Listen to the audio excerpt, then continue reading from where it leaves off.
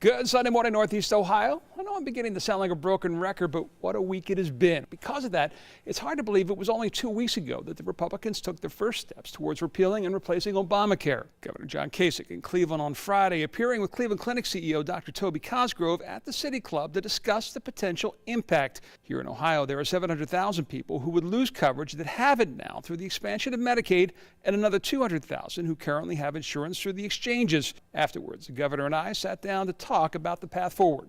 Is there a concern about the House plan as it stands right now? Yeah, I mean, I think the House plan is not acceptable for being able to make sure that people can have coverage. There'll be too many people that will lose coverage, both from the elimination of Medicaid expansion in a couple years and also from tax credits that amount to about $3,000 or $4,000 per year to somebody. I don't know what you can get for $3,000 or $4,000. So the House plan, I hope, will be dramatically changed. Who knows what's going to happen now in that city? I don't know where it's headed.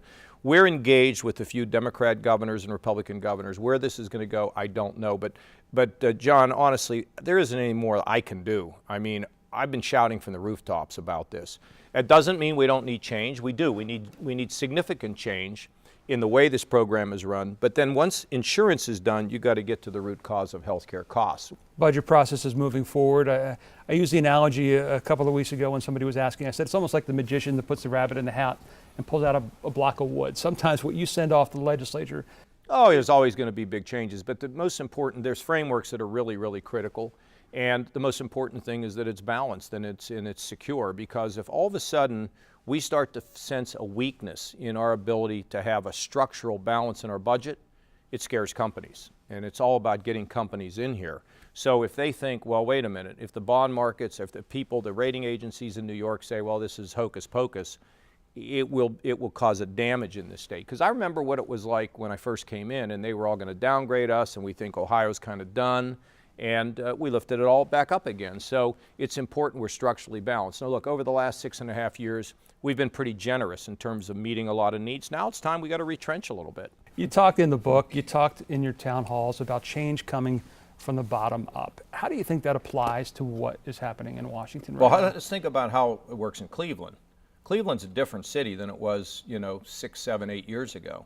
And why? It's been bottom up. I mean, we've had the community say we want to fix the schools. We've had, we've seen an incredible improvement in all the real estate, in the infrastructure here, in the lake. And all this is because people here have been concerned. And Cleveland is shining, and it's not shining because of John Kasich or the governor or the legislature or the president. It's shining because the people of Cleveland are good folks who are hitting their stride. And I think the same thing is true across the country. Washington continues to be dysfunctional. There's too many people playing too much party politics over the country. That's kind of the problem. The other thing, John, is in politics today, just like in life today, when you think about your son or I think about my kids or young people today, we want an app to fix this. We want, if we're older, we want a pill to fix that. Or we want a bumper sticker that solves all big problems, in 6 inches. It doesn't happen like that. And so in order to solve very difficult problems, it takes complicated solutions. And we just have to be more patient at looking at problems and then just being honest about trying to fix them. Do we play a role in that in the media as far as our headlines are written in pencil more so than ink? We're on to the next thing in a matter of hours. Well, I think John, look, I've worked with you now for a long time. The reason I do these things with you is because you're not a cheap shot artist. You try to get to the bottom. I mean, if I do something wrong, you'll whack me over the head. I know that. I expect it. The same is true with an old timer like Leon Bibb, who's been around for a century, right? And yet he's still he carries a certain way of conducting himself with class while he's getting to the bottom of the news.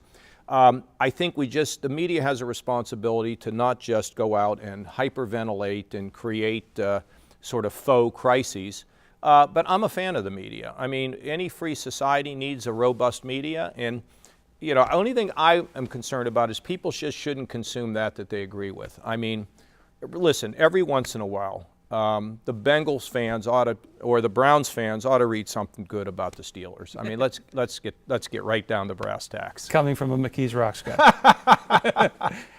Well, it was 14 years ago tomorrow. The ping pong balls fell Cleveland's way, and a young prodigy from Akron became our first pick in the draft, a fellow named LeBron James. Tonight we welcome the Cavs back to Cleveland. We also welcome the Boston Globe's Dan Shaugnessy. 2 years ago, when these two teams last met in the playoffs, Dan wrote an article that wasn't so nice to Cleveland. We called him on it at the time, and he apologized, I think.